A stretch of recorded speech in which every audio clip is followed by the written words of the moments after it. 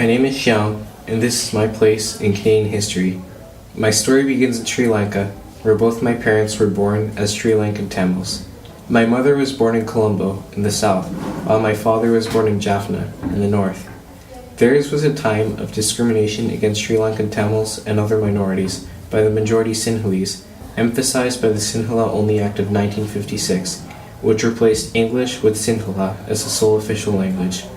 On top of that, it also raised the mark Tamil students need to apply for any form of post-secondary education, while lowering said mark for Sinhala students. This fueled unrest in Tamil regions. Since my father didn't achieve this mark, he took what little money he had and moved to Norway in pursuit of an education.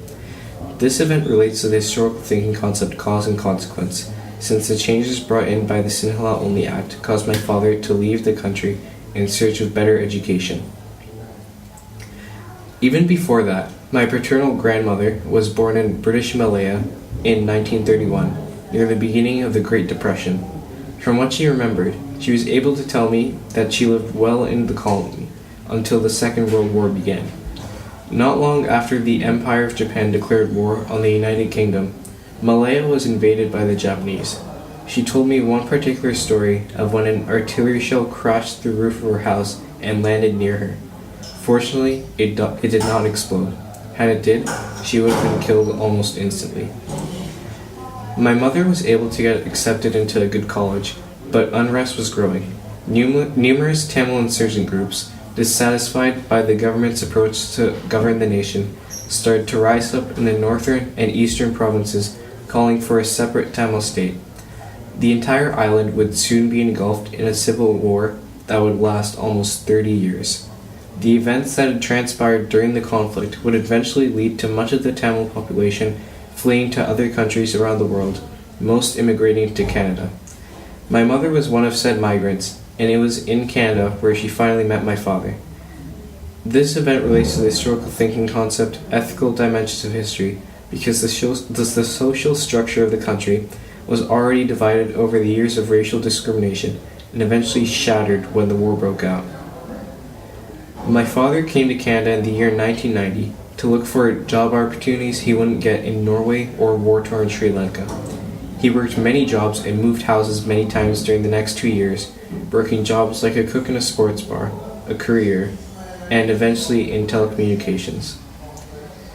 The Canadian Immigration Act of 1976 was extremely helpful in my mother and many other Sri Lankan Tamils immigrating to Canada as refugees, because this act identified refugees as a distinct class of immigrants.